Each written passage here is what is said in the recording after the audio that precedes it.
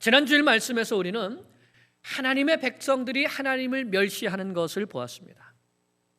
이스라엘 백성의 지도자들이 하나님의 언약궤를 이용해서 전쟁에서 이겨보려고 했습니다. 제사장 홈리와 비느하스는 앞장서서 그 언약궤를 가지고 갔죠. 엘리는 언약궤를 내어주고 나서는 두려워서 떨고 있었습니다.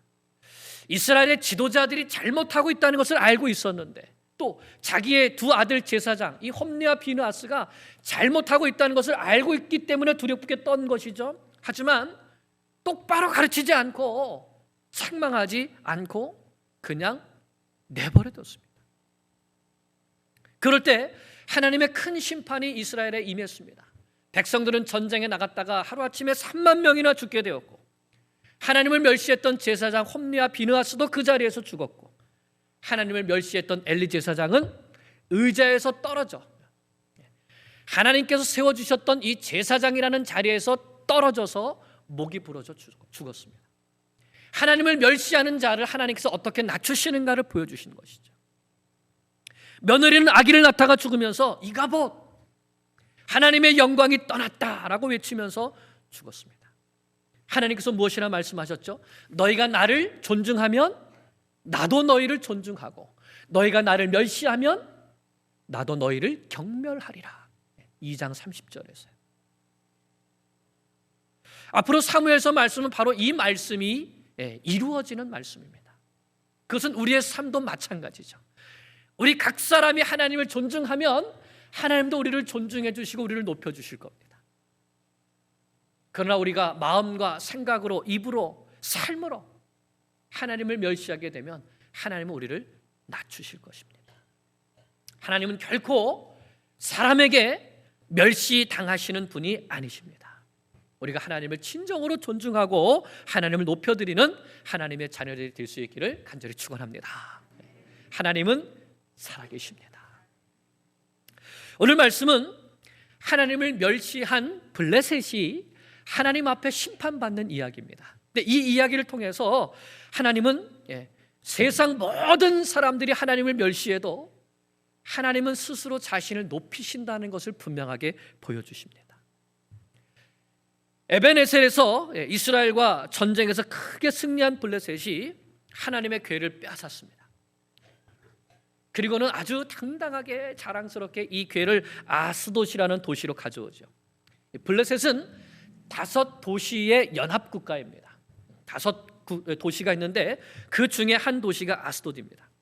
그래서 빼앗은 이 여호와의 궤를 자기들이 섬기는 신 다곤이라고 하는 이 신의 신전에 갖다가 놓았습니다. 이것은 전리품처럼 전쟁에서 이긴 것을 갖다 둔 것이죠.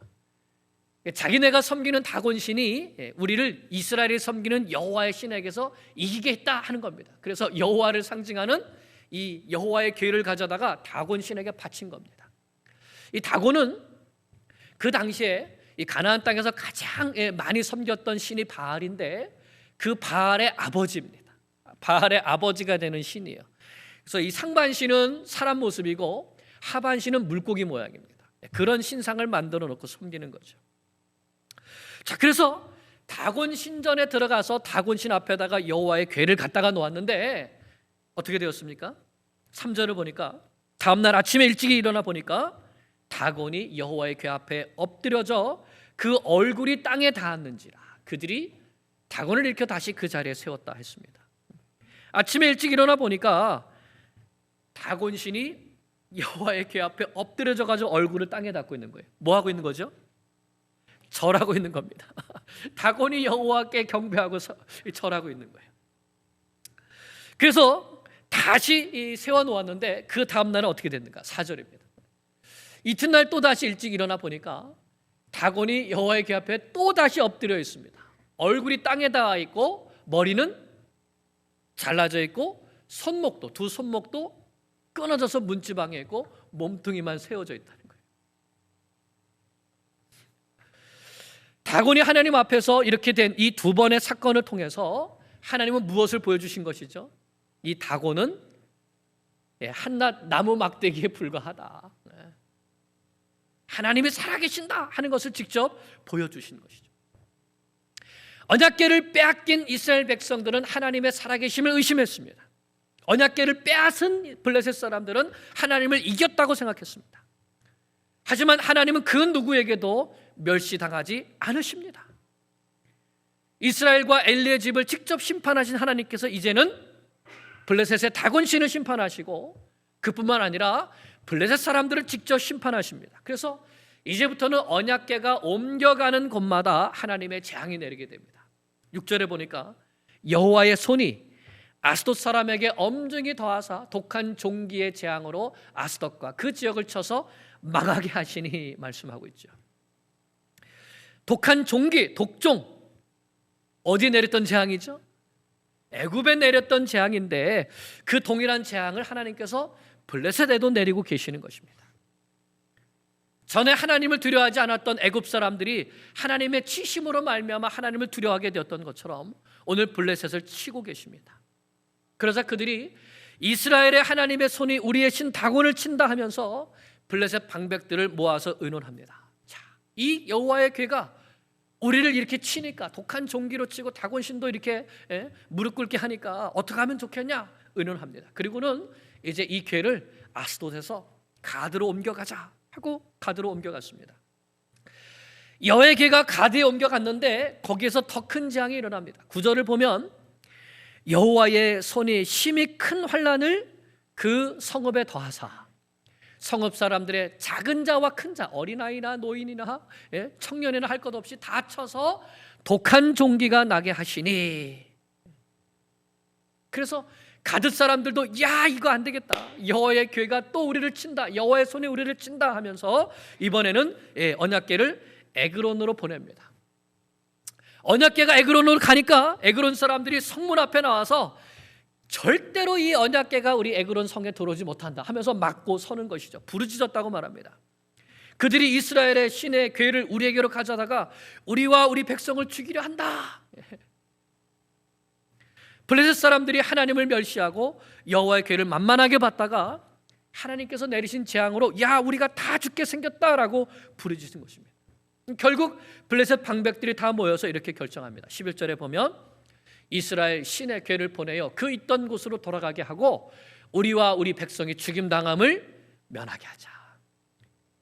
여호와의 궤가 여기 있다가는 우리 블레셋이 다 망하겠다, 원래 있던 곳으로 다시 돌려보내자 하는 결정을 한 것입니다.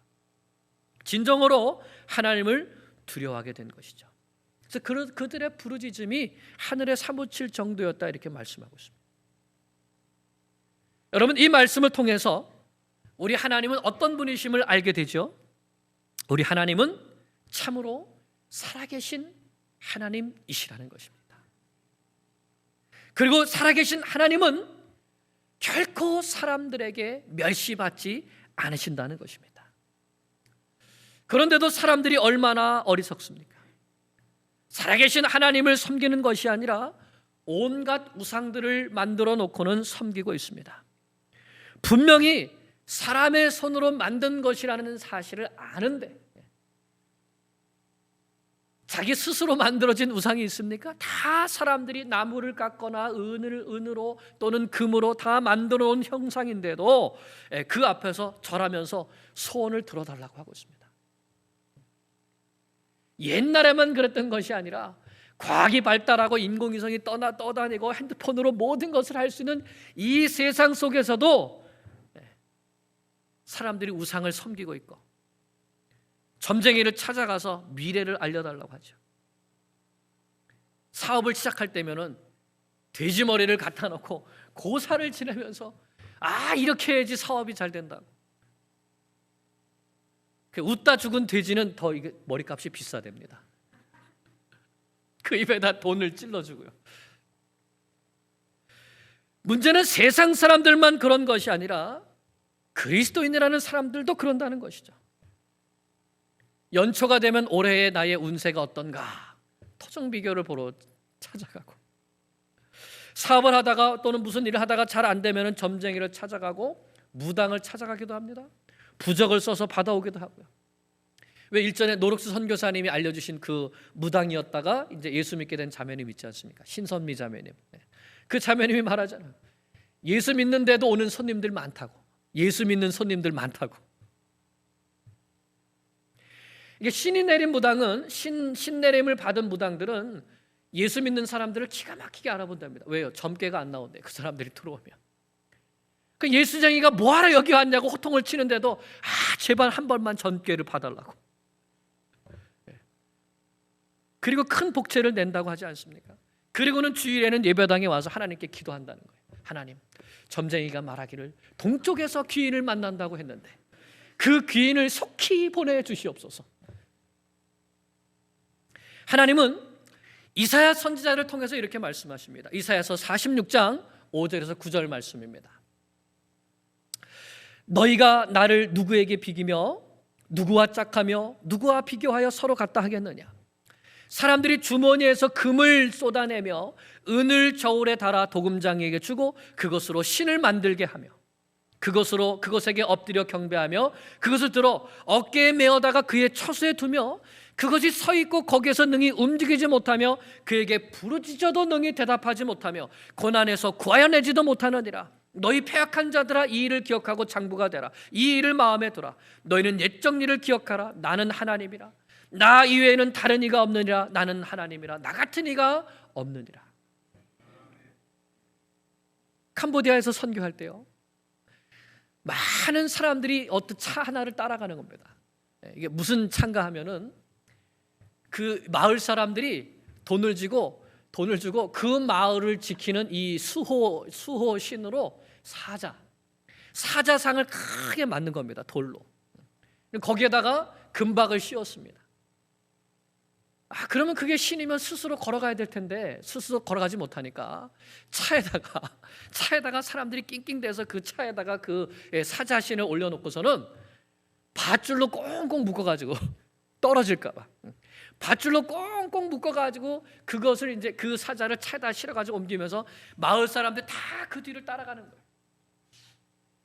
그리고 나서는 다시 밧줄로 그 꽁꽁 묶은 그 신을 낑낑대면서 들어가지고 그 자기 마을 입구에다가 딱 세워놓고 사자상이라고 딱 세워놓고서는 다 그 앞에다가 음식 갖다 놓고 마을 사람들이 다 나와가지고 거기서 엎드려서 절하는 겁니다.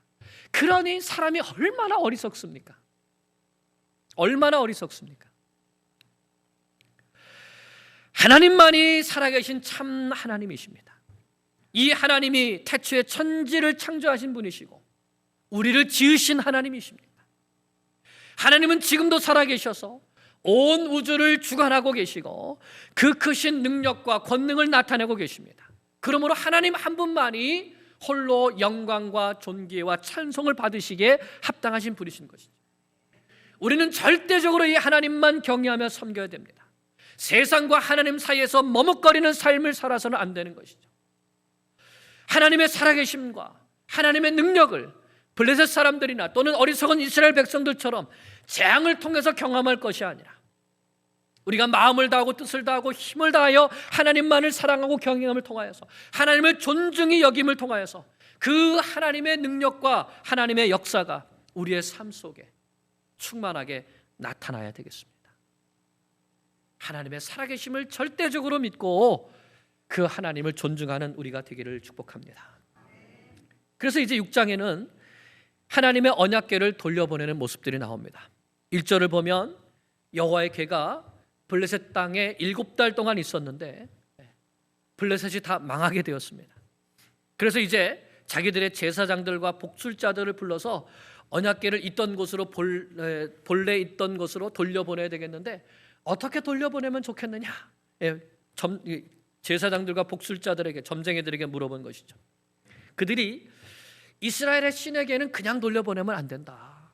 속건제를 드려야 한다 합니다. 그래야 우리의 병도 낫고 또 왜 우리에게 재앙이 임했는지도 우리가 알아볼 수 있게 된다 하면서 블레셋이 5도시 국가라 그랬죠. 그래서 금 독종 모양 5개, 금쥐 모양 5개를 만들어서 속건제 제물로 드립니다. 이 독종의 형상을 만들고 쥐의 형상을 만든 것은 이 독종의 형상 그리고 쥐가 이 독종을 옮겼다고 생각하기 때문에 그렇게 만들었던 겁니다. 그러면서도 정말 이 재앙이 하나님께로부터 온 것인지 확신을 갖고 싶어 했던 것이죠. 그래서 한 가지 꾀를 냅니다. 6장 7절에서 9절을 보면 그러므로 새 수레를 하나 만들고 한 번도 써보지 않은 새 수레를 하나 만들고 멍에를 메어보지 아니한 젖나는 소 2마리. 젖나는 소면은 송아지를 낳은 소죠. 새끼가 있는 소예요. 이 소 2마리를 끌어다가 소의 수레를 메우고 송아지들은 떼어서 집으로 돌려보내고 또 여호와의 궤는 가져다가 수레에 싣고 속건제로 드릴 금으로 만든 물건들을 상자에 담아 궤 곁에 두고 그것을 보내어 가게 하라. 보고 있다가 만일 궤가 그 본 지역길로 올라가며 벳세메스로 가면, 그러니까 앞에서 누가 사람이 끌고 몰고 가는 게 아니에요. 소에게만 젖나는 소 2마리하고 새 수레를 만들어서 여호와의 언약궤를 넣고 또 여호와께 바친 속건제물들 거기다 실어가지고 소가 스스로 가게 만드는 거예요.